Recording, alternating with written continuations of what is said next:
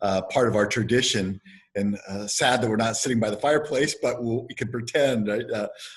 Put a virtual fireplace on the screen or something like that. But it's the third year that we've been hosting alumni fireside chats, and they're really open to faculty, staff, student, alumni, pretty much anyone who has an interest. And we are recording this event so that we can share it out with folks that might not be able to make this specific time, but we always have folks from all over, and that's really great. And today it's so fun to have Beth here. Beth Torres is, of course, an Owen alum from our EMBA program. Started her career as a marketer and has been now leading Make-A-Wish Tennessee for almost 10 years. Is that right, Beth? About 8.5, yeah. Golly, jeepers. Time boogies along. Yeah. But besides her role here as an executive in our region for Make-A-Wish, she's deeply involved in so many different activities, and we're just grateful that one of those activities is the Owen School. And so she's had a lot of involvement with our Owen Alumni Board, and most recently this past year been a big part of our launch of the Board Fellows Program. And for the students out there or alumni that haven't heard about that, the Board Fellows Program is something we launched last year.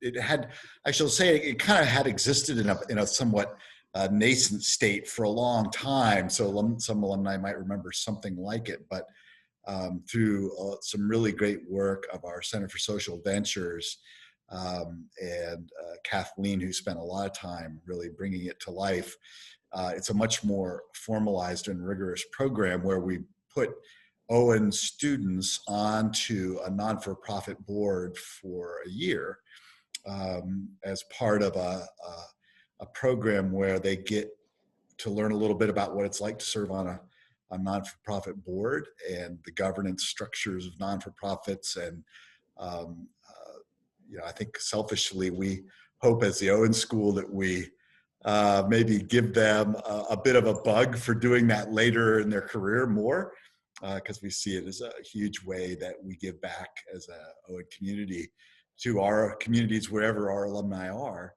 But on the non-for-profit side, of course, then they get a really fantastic student who comes in and spends a year with them on projects and learning about their organization and bringing some great management ideas to bear to non-for-profits, which often struggle to kind of assemble a lot of leadership skill sets.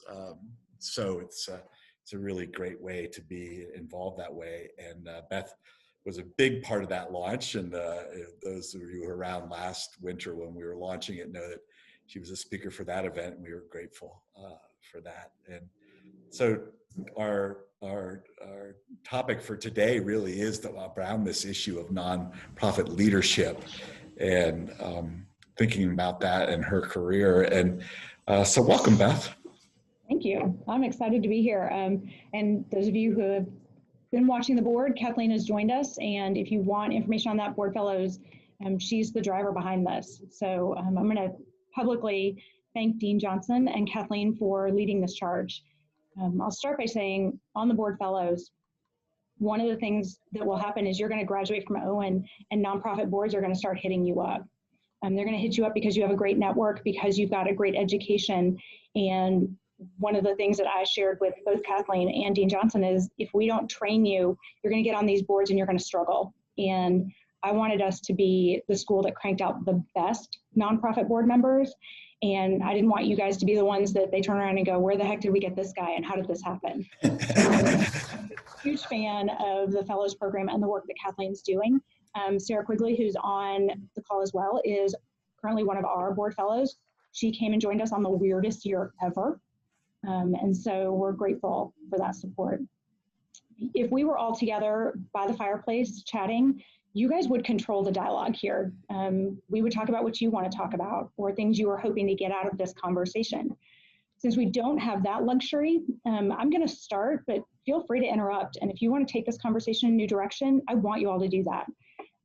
We can take this, I joked with both Sharon and Becca, we could go a lot of ways. And so whatever's valuable to you is where I want to land today.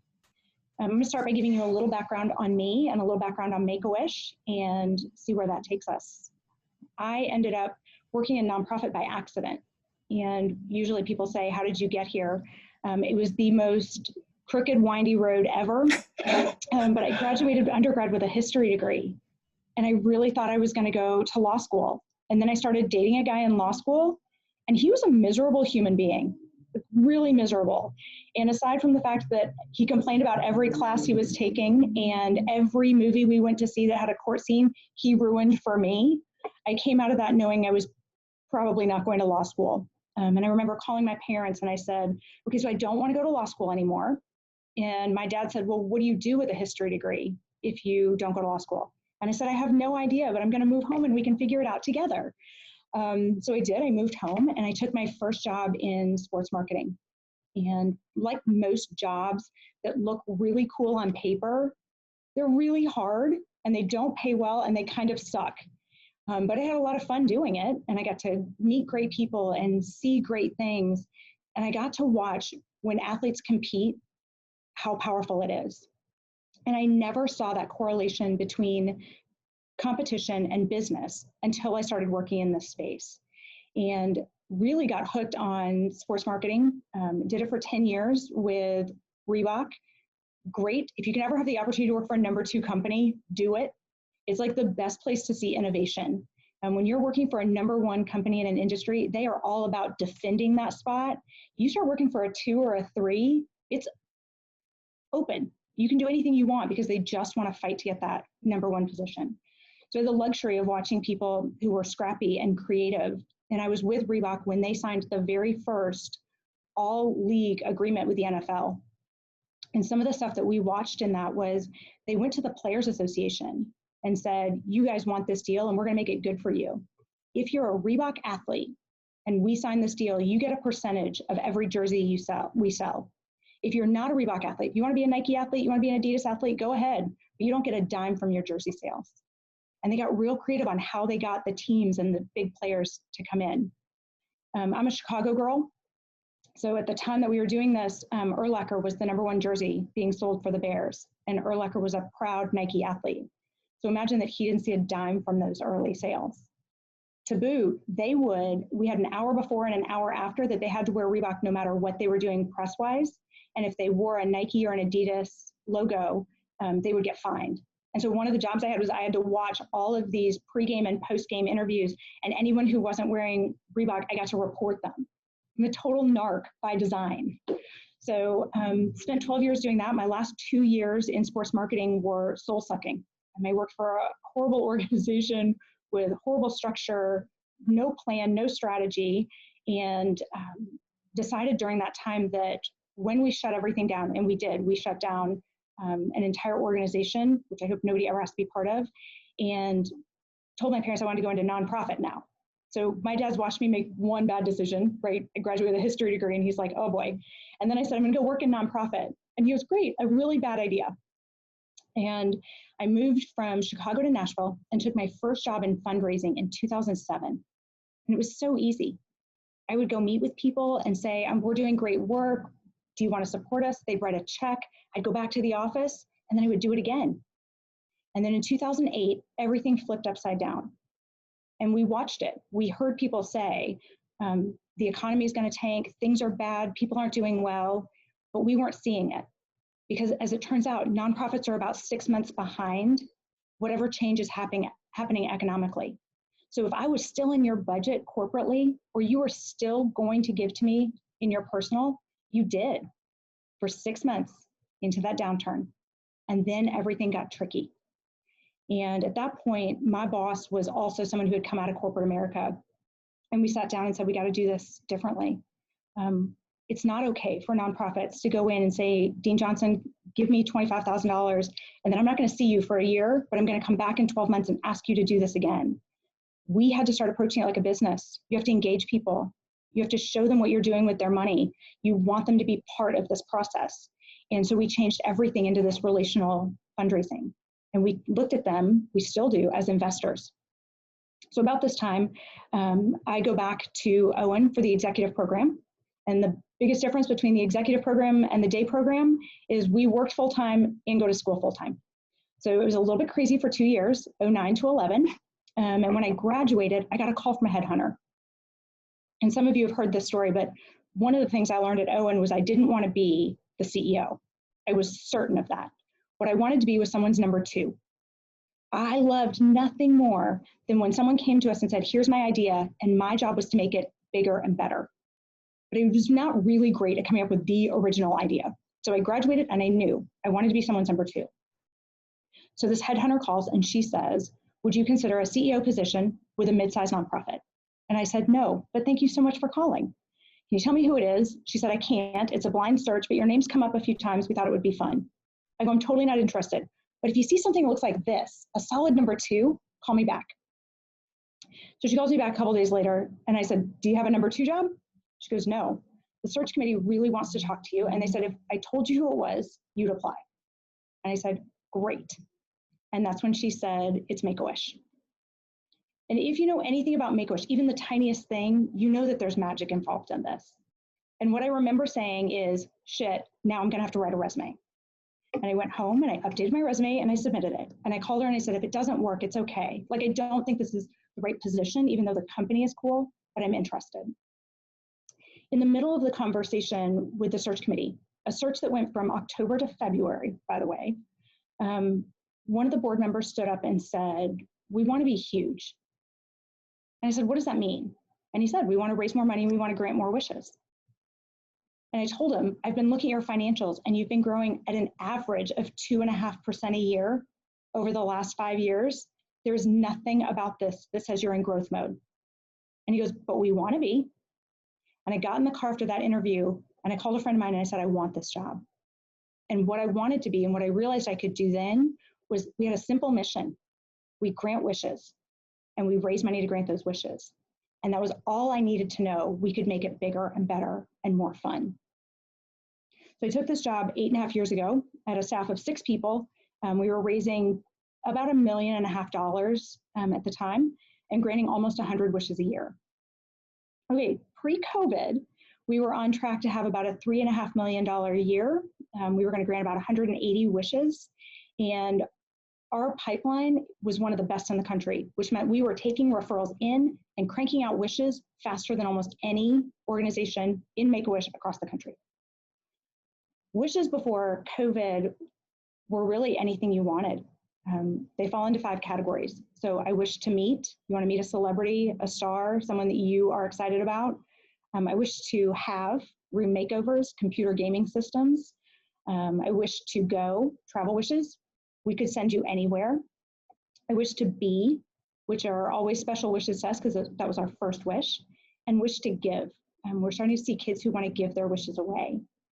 So before COVID, we could go to a kid and say, what do you want? And anything they wanted, for the most part, we can make happen.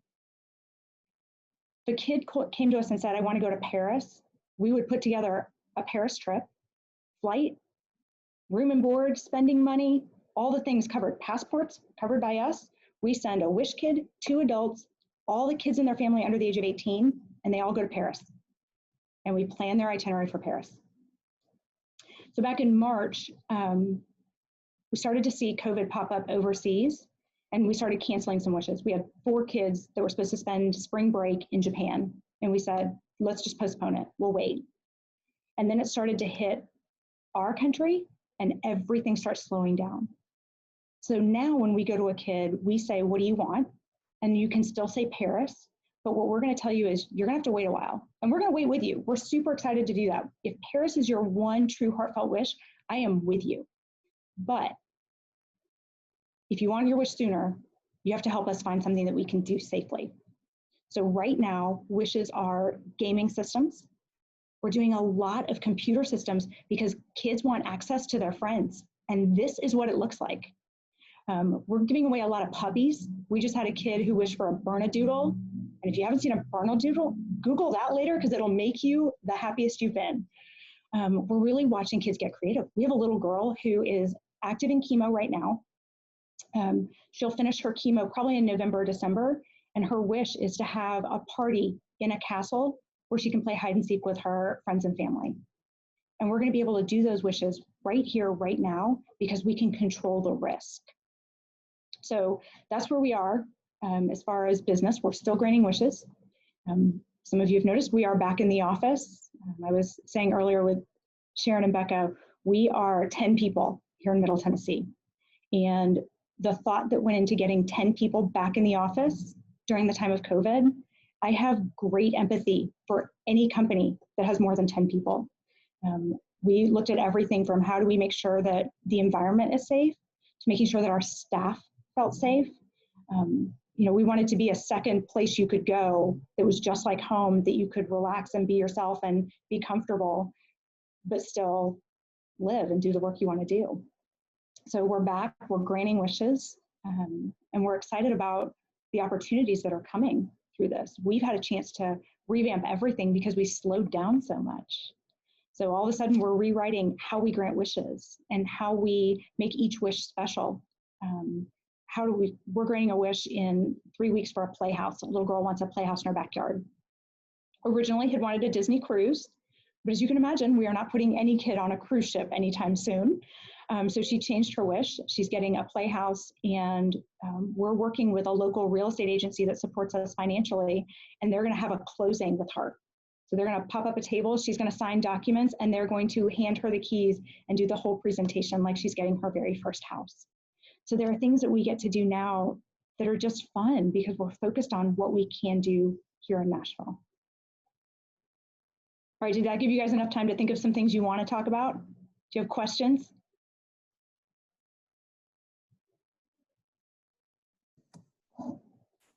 That's great. If y'all want to, go ahead and ask a question if you had it, or use the little raising hand feature if you want to do that. But feel free to just shout out your questions. Hi, Beth. I wanted to ask you a question just because, so I've worked a lot in nonprofits, but as a nurse. Yep. So a lot of the times, like, there's a difference between the people that are on the ground doing the work and then the board. Do you feel like that happens at Make-A-Wish? And how do you guys overcome that? Yeah, absolutely. Okay, first of all, great question. And there should be a difference. If you are on the board and you're doing the same work as the staff, or you are the staff who is trying to do the board work, we are not doing it correctly. So the way that we function is staff is operational, which means we are in the year for the year. We are doing the day-to-day work. That is our job. The board should be working 3 to 5 years out. So they should be looking down and trying to figure out what is the best positioning for us. Admittedly, when I joined Make-A-Wish, I was their 4th CEO in 3 years. So the board had gotten real involved in the day-to-day operations. They had to. Somebody had to run this. So we spent a lot of time getting them to sort of step back and trust us and move out. Every year when our board approves our budget, so they tell us how much money they think we should raise, they work with the staff to decide how many wishes we're going to grant. The minute they approve that, that goes to my staff and they start working on it. And they're perfectly capable of doing that. Now we'll ask the board for help and we may need some support in the things that we do, but the staff is going to run that. And from that moment, we want the board looking forward. I'll tell you, we didn't have our board looking at a global pandemic. But if we had been smart, we would have been having them look at this and create a case where what would we do if we had a global pandemic, or if our business slowed down, or what had happened? That's what the board should be doing. So as you're joining boards, that's where I hope you guys are. I want you guys on the strategy side, on the innovation, on the building, the pipelines, and the forward looking, so that the staff can run. We always say we want the board to block and the staff to run. Thank you, I appreciate it. Yeah, thank you. Hi, Beth. My name is Nimi. Thanks for sharing. I'm a first year here at Owen. I have questions. My first question was, you mentioned changing your strategy and dealing with donors. What did that look like, and what were some of the things that you did to engage donors differently?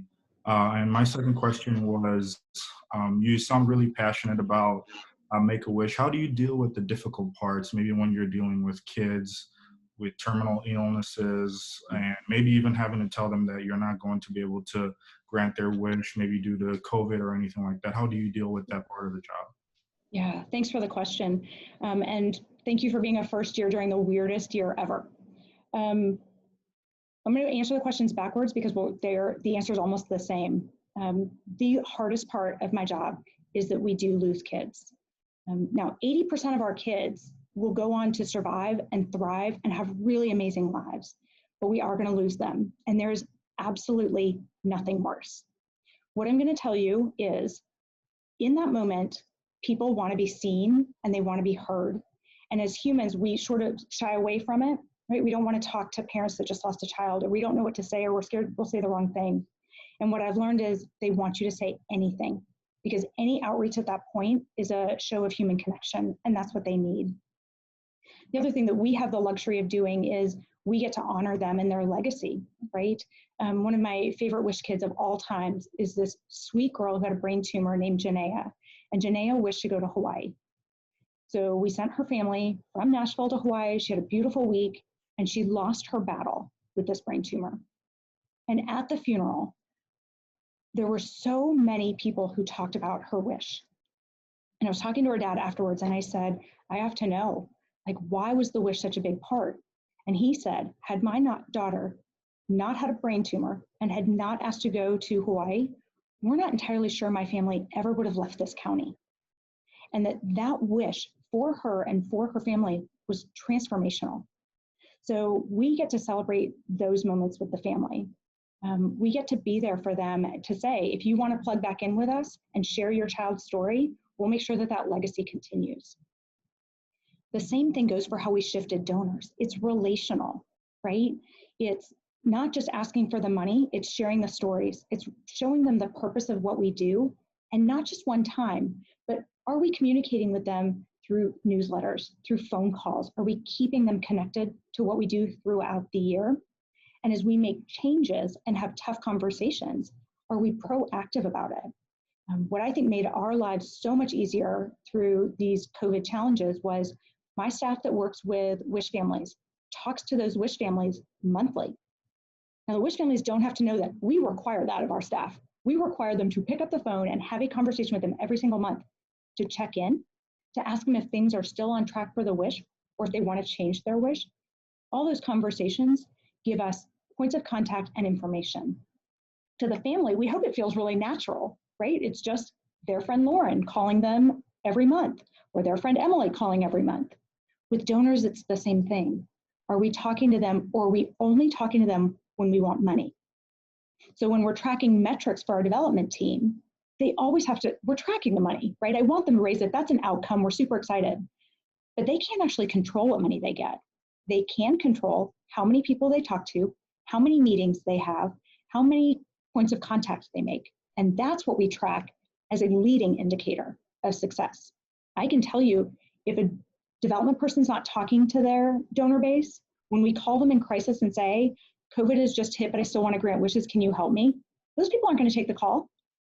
But if I'm talking to them during all the good times and the bad times, when I call and ask for help, they know it's serious. Thank you. You're welcome. Hi, Beth. I'm Morgan. I'm another first year.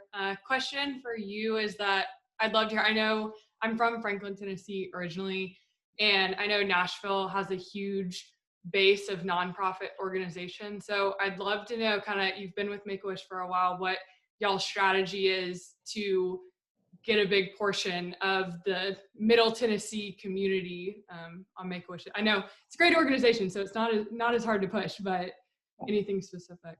Yeah, let's not be shy about the fact that I have a great brand, and we're dealing with sick kids. And there are very few people that are so heartless, they don't want to help the sick kids, right?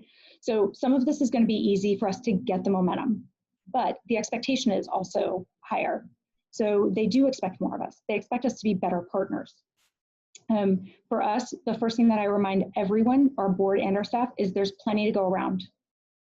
I think anytime we start talking about these finite pools of money, we are definitely selling ourselves short. There's plenty of money for every good cause. And our job is to be the best partner we can be, best partner for all our constituents. And when you start thinking about who our constituents are, it's a big list. Sure, we have wish families and donors, but we also have referral sources. All the doctors that are treating our kids need to know that we're here, so they have to have that connection with us. We talk about volunteers and the community and how we engage them. We want to be the best partner we can be. I think if we do that, the money comes, the wish kids find us, and we get to grow. So that's the challenge that we give ourselves and we give our board and our staff. Let's create partnerships that are valuable to everybody. And I think we can do it. We've proven that we can do it, but we're in a tough market. I mean, Morgan, you're right. There are a ton of nonprofits here. And the other thing we can do is leverage those partnerships, right? If I say I only grant wishes, that's all I do.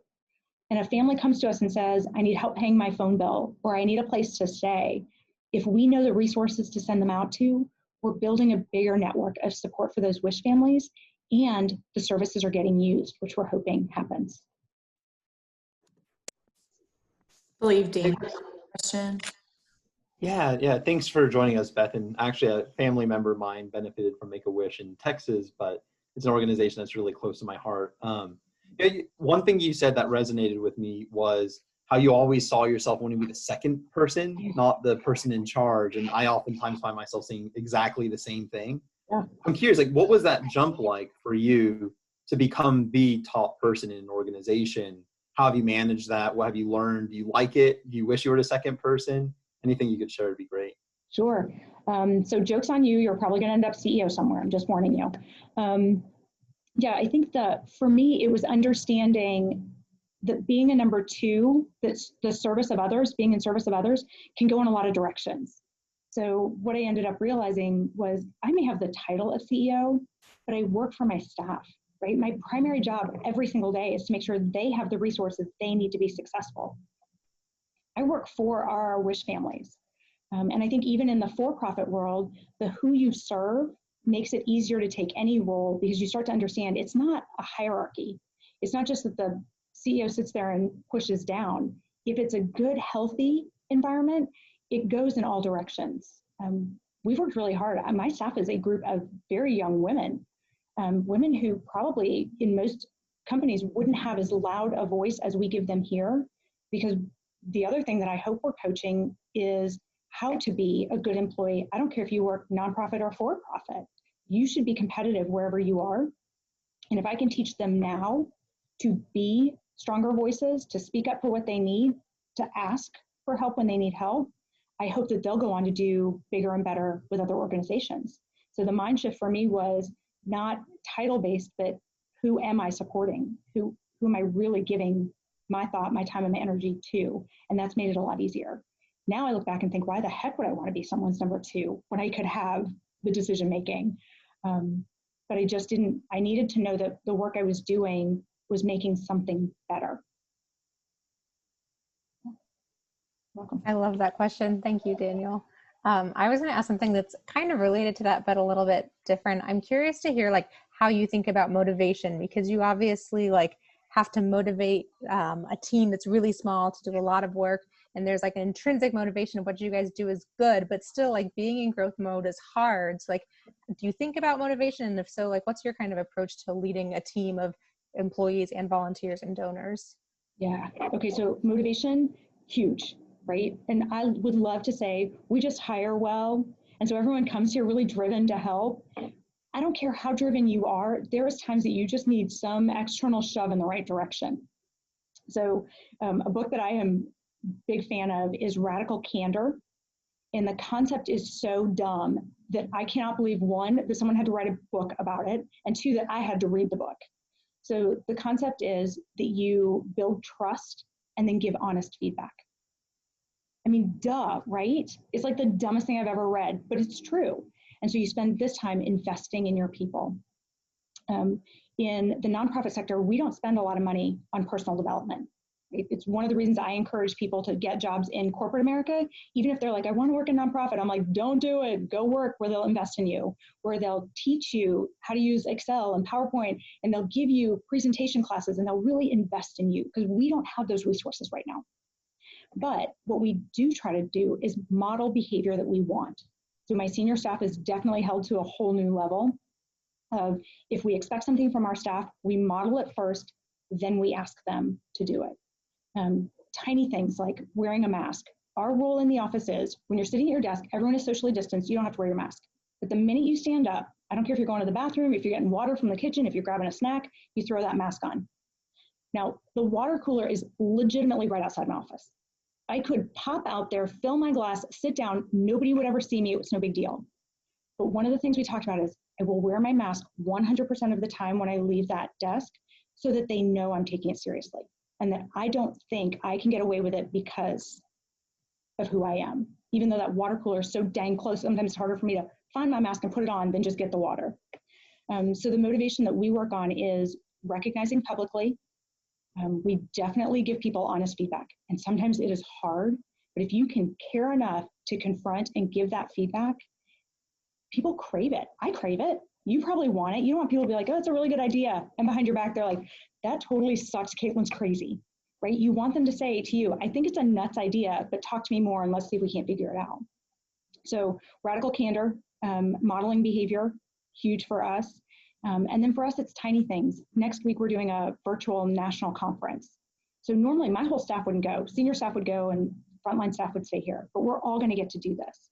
So my assistant and I spent the entire day 2 weeks ago planning, how we would do lunches and what gifts we would give them, like things that they would get, so that the week becomes a really special week of them getting recognized and being celebrated.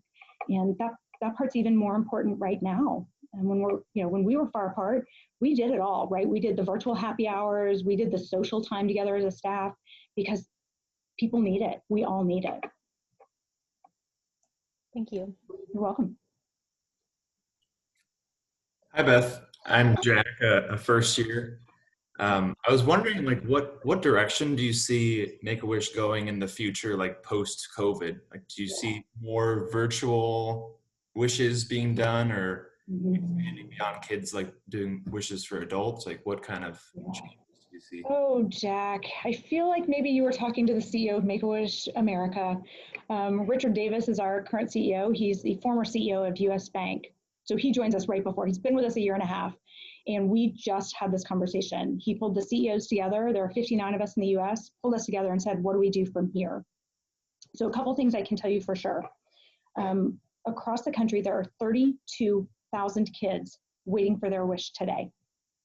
So already have a full pipeline, and we have more kids getting referred every single day. So that number is going to grow at the exact same time that the chapters have said, my wish granting capacity, if I can't travel kids, which I know is what they want to do so badly, my wish granting capacity just shrunk in half. So pipeline's growing, ability to move forward is shrinking. So we're looking at innovative ways to grant wishes. Currently, all celebrity wishes. So if you want to meet anybody, it's all virtual. Now, my director of programs and I had this huge conversation about how dumb we think this is, right? I mean, really, you want to meet, I don't even know, this is where I start to date myself. I have to be very careful who I choose at this point. You want to meet LeBron James? There's something about like meeting him in person, playing basketball with him, having that moment, or having this moment, right? So we have said, if a kid really wants to, we want to make it clear it could be a virtual experience. And if they don't want to do that right now, again, we'll wait with them. They can wait. But part of the magic of Make-A-Wish is that there's hope and anticipation, and they're talking about this wish, but you can't do that forever, right? You can't go like 3 years about waiting to do something and expect that level of hope and anticipation to continue. So what we started to do is look at the waiting, the pipeline process, and how do we make that more fun? So right now, our staff is sending gifts to every kid in our pipeline every month. So they get a gift box full of, sometimes it's super cheesy stuff, but it's just one of those moments where we can say, we're thinking about you.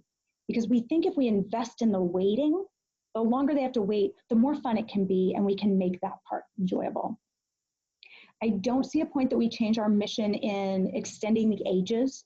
We're currently granting wishes to kids who have turned 2.5 but have not turned 18 yet.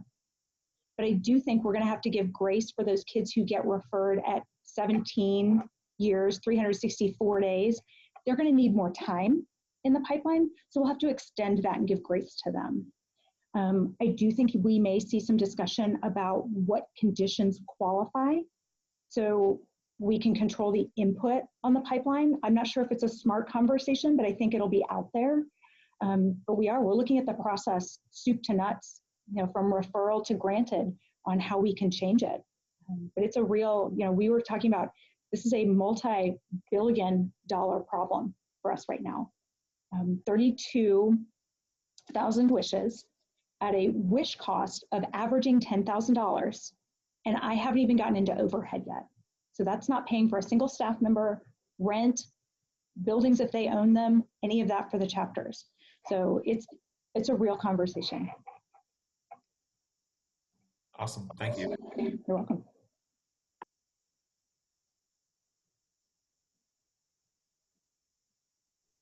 Hi, Beth, it's Catherine. I'm a second year. The chapter model is really interesting to me. I'm curious how you rely or lean on other CEOs of other chapters, and if there are those like within regions that you rely on more than others, or kind of what that relationship looks like. Yeah, absolutely. So we are a federated model, which means Make-A-Wish America sets brand and quality standards, and then we sign an agreement with them saying we will operate as an independent 501c3 in accordance with your guidelines, expectations, and standards. I'm a huge fan of this setup. It is not the easiest model. The easiest model would be top down. Richard could just sit in Arizona and tell us what to do and we'd all go do it. For us, that would kill innovation, right? The beauty of the federated model is I can act one way in Middle Tennessee, and California can act a different way, and New York can act their own way, and they can fundraise the way they want, they can engage with people the way they want. So there's a lot of innovation and creativity. Keeping the standard is definitely our biggest challenge. For us, we're a young nonprofit. Make-A-Wish America was founded in 1980. So we could look around and see the things that weren't done correctly or could have been improved upon as we were doing our setup.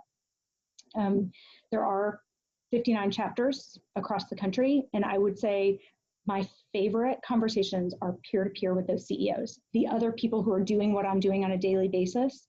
Of the 59, I will fully confess I have favorites. There are definitely people you watch doing something and you're like, oh, that's so cool. I want to do it the way that chapter is doing it. And you get to talk to them and you realize you have like philosophies. I love the people who aren't scared of big crazy goals, that are trying new things. We idea exchange all the time. We also, it gives you someone to call and vent to, right? Because you've got to have that network of people that when you call and say, I'm so frustrated that this is happening with these, that our celebrity wishes are virtual. And someone can either say, yeah, you're right, it sucks, whatever, or they can go, you're crazy, here's the upside. And you go, oh, great, mind shift. So we used to get together 2 times a year, every October and every March, as just the CEOs. Sit in a room, we decide the agenda. And one of the things we learned was the power that we had, which was if the 59 of us sat together and said, the problem is IT. And then we go to Make-A-Wish America and we say, we need you to invest in IT, and this is why. And the 59 of us agree, we could really drive the direction of the organization. Where we saw challenges is when chapters would say, 50% say it's IT is our problem. And the 50% are like, brand is the problem. We need more commercials. And once you start to see that divide, Make-A-Wish America doesn't know what to prioritize. And then it's the loudest voice. And the loudest voice isn't always the smartest voice. And so how do you decide how and when to flex up? And that's really where during COVID, we have found the strong CEOs and the strong leaders got through this. And the ones who were already struggling in the best of times are having a real hard time now. Our philosophy became, we would get through this using common sense and common decency. And those were the 2 guiding principles through this whole COVID experience. We were going to be nice to each other, and we were going to use common sense and not freak out at every turn. So talking with other CEOs gave us that chance to sort of litmus test and say, are we doing smart things or are we crazy?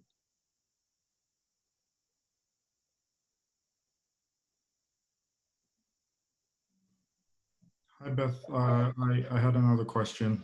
Good.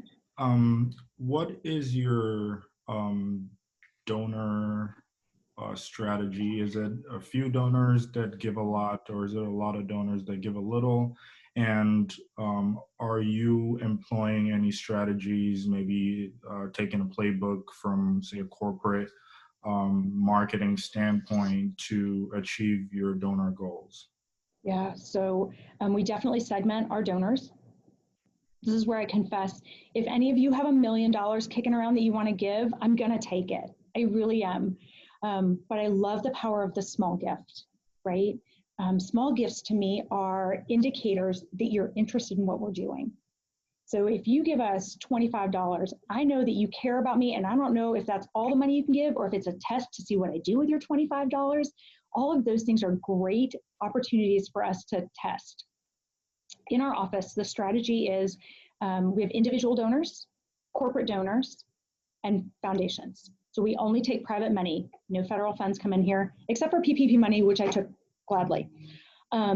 Inside those three areas of funding, we break them down into intro donors, mid-level donors, and major donors. So we segment a few times to get to places we can play with them, and we try to treat differently based on where they are. Those intro donors are probably really happy to get the newsletter. They want to know what we're up to. They want to be sort of passive, right? They don't want me to call them and say, can I have another $25? But if I give them some good stories, they'll give us $25, and they'll keep giving us $25. And what I can tell you is the person that gives me $25 for 2 or 3 years is actually my best planned gift donor, because they're consistent givers, they're thoughtful givers, and they'll put me in their will, even if they won't give me money right now, because they're probably taking care of their family, their kids, higher education. But when you get to see the pattern of what they're doing, they're most likely to put me as a planned gift. The middle donors, they want 2 or 3 meaningful interactions a year. They want to be invited to events. They want to come and interact with us. They want to have fun while they're doing it. And then our major donors are the ones that are really strategic. And those are the ones that, for the most part, I work with, my board works with, because we want them to feel almost like investors. We want to have those meetings with them to say, here's where we're growing, here's where we're struggling, here's where we want to be a year from now. And we treat them in a different way. But we treat our intro, mid, and major across all 3 platforms of corporate, foundation, and individual the same way. So we're really trying to move everyone through this. We record every single gift. If you donate $1 to us today, we will record that $1. You'll get a thank you note for us from the $1. You are in as a donor all the way up, because we do believe that every gift is important.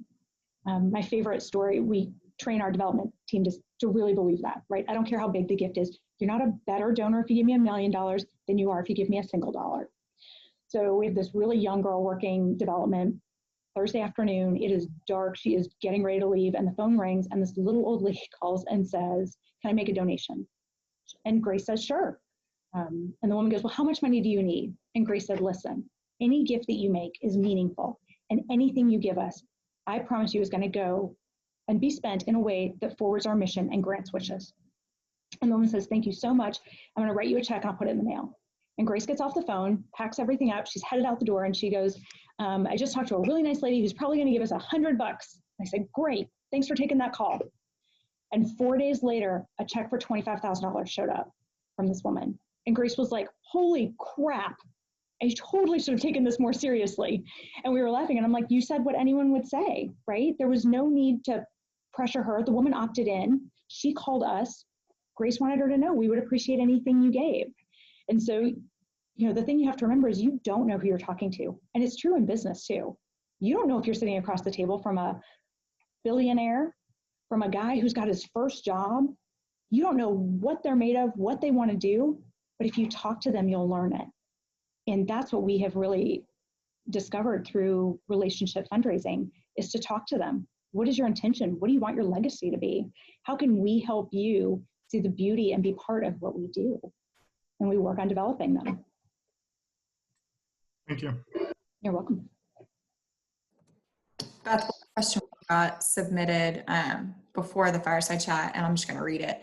As a current EMBA candidate, what can we do currently to supplement our skills while pursuing an MBA degree so we can make a significant impact in our not-for-profit organizations? Yeah, Great question. Okay, so first of all, think about the things that are meaningful to you. Don't just join a board because you were asked. Mostly that's dumb, and two, you're never going to get fulfilled. So spend some time, even while you're in school, thinking about, do you care about kids? Do you care about pets? Do you care about land and conservation? Figure out what you like so that when you are asked to join a board, that glow, that holy glow of I'm being asked to be on a board is educated and informed. That way, if somebody comes to you and if you don't like dogs and someone says, join the board of the shelter, and there's part of you that's like the ego side of all of us, it's like, I am being asked to be on the board. This is so exciting. I can't wait to be a board member. And then you're going to sit in these meetings. You're going to talk about dogs. You don't want to be there. You want to be able to say, I'm totally respectful of what you do, but it's probably not my sweet spot, and turn them down in a way that you feel good about doing that. So only give to the things that are meaningful and inspire you. Then don't be afraid to test your skills. The beauty, I think, of board work, especially for business leaders, for MBA candidates, is you can try the things that you're not studying. So if you are a hardwired finance guy and you love finance, get on a board and join the marketing committee. All it's going to do is give you a risk-free place to play around and try a different skill set. Now, if you're really, like, we recruit finance people to be finance. That's what we do, right? I go after them and I say, I need you on my finance committee, or I need you looking at this. But when they raise their hand and say, hey, I can't wait to help you plan an event, right after I get over the shock, I'm letting them do that.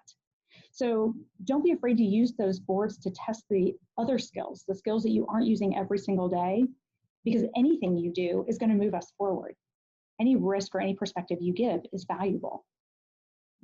And then I'll just challenge all of you, if you are currently an MBA day student, I am encouraging you to get to know someone in the EMBA, the executive class that meets there on Saturdays. And if there are EMBAs, I encourage you to do the opposite. That is how I met Mario. It is why I get to still be connected to MBA in some way. Remember, executive MBAs already have jobs. They're already hiring people. So they're in the building with you. Get to know them. And we always encourage the executives to get to know the MBA candidates because y'all need jobs.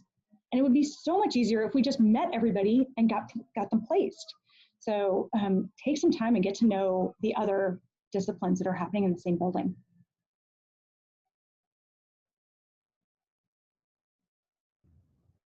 As an EMBA student, I'll unmute myself and wave and say that Mike Dejos, my classmate, and I are excited for those exchanges ahead. Beth, thank you so much. I know we're all enjoying so much about hearing about how you approach the work. And I think where you approach the work is such a beautiful embodiment of that. Could you talk a little bit about where your offices and how you have co-located with like-minded leaders in Nashville? Sure. Such a good setup. It's so nice when your friends are also joining and they can just seed you with the easy questions. So we are on Murfreesboro Road. And if you are native Nashvilleian and you just cringed, get over yourself. It's changed a lot. If you're not native Nashvilleian and you're thinking, where the heck is Murfreesboro Road? Look it up on a map and then have a good chuckle. Back in the 60s, Aladdin Temprite had national headquarters here, and they produced lunchboxes. Cute. None of you are old enough to have metal lunchboxes, but Aladdin Temprite used to produce metal lunchboxes and thermoses. And they moved their headquarters here from Chicago, built this beautiful facility. It was the very first time they had an integrated assembly line here in Nashville. So there's a wonderful collaborative and engaging vibe to this space. The buildings have been left. They were deplorable on their best day. And I was looking for space. And in conversations with people around town, I had this great conversation with Sam over at Batch Nashville. We finished our deal. He's going to support us. And he says, we got like 30 minutes left. What's your next big goal? And I casually said what I said to everybody who asked that question. I want new office space. I said, I'm looking for like 3,500 square feet. I want it to be open concept. I want it to be fun. I want it to be light, and going on and on and on. And he goes, oh my gosh, I'm on the board of Prevent Child Abuse Tennessee, which is now Nurture the Next. And he goes, we just signed a deal in a new building because it's an old building, but they're going to renovate it with Interfaith Dental. He goes, you should call Interfaith Dental and see if they have more room. I'm like, great. So I go back to the office. I call Interfaith Dental. Rhonda, who's their CEO, is this amazing, energetic dentist turned CEO. And she says, I'd love to meet with you. I want to show you the space. Great.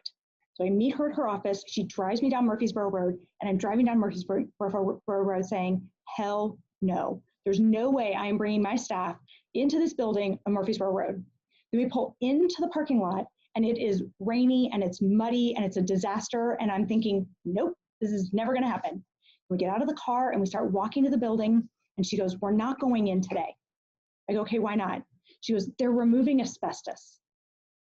I'm like, oh, heck no. Like, there's no way my board is going to go for this game. But then Rhonda started telling me her vision. And her vision was that we have 3 nonprofits in this 30,000 square foot building with a shared meeting and training space in the basement. And that we would collaborate and we would work together, and it would be this inspiring opportunity for our staff to get to know each other and be supportive. And by the time we get back in the car and start heading down Murfreesboro Road, I can't imagine being anywhere except this asbestos-filled building on Murfreesboro Road. So we bring our board over, and my board was really against it. I mean, really, they're like, it's dangerous, this is a bad neighborhood, like, you don't want to do this. I'm like, no, I really do. We brought them in and showed them around, and by the end of it, they were at the same place I was. Like, they could really see what we wanted to create. There's a second building over here, and we're still trying to find nonprofits to buy that building. So my landlord is Interfaith Dental. When COVID hit, she was one of the first people I called and said, if we come on hard times, would you let me defer my rent payment? And she was like, absolutely. And I can't imagine having that conversation with someone who didn't also understand what we were up against. But we're 3 nonprofits working in this building, and it is amazing and inspirational at every turn. And we no longer have asbestos.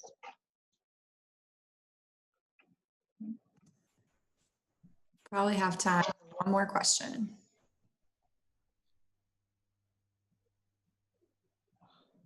All right, if you guys don't have a question, then I'm gonna do one plug. And Becca did not put me up to this, but I'm doing it on my own. I'm gonna ask you to remember that one of the best organizations that you can support is Owen. And you guys are gonna graduate, and I know what you're thinking. You're going to graduate in debt. And you are thinking, if I have to give these people one more dime, you are crazy. But remember that what I'm asking you to invest when we ask you to give to Owen is invest in the future. And that future is actually your degree. My degree is only as good as you guys. Whatever graduating class comes out is how strong people look at it when I say I went to Owen. So when we make these investments, when we make the choice to give to Owen, we want the very best professors, and we want the very best opportunities for every one of our students, because that's how we'll continue to be competitive. So even though it's gonna hurt, and it is gonna hurt when you first graduate, write those checks, even the little ones, because we want this school to be the best. I'm honored to be an alumna of Owen, and I love the work that we do. I love how different the school is today than it was when I graduated 9 years ago.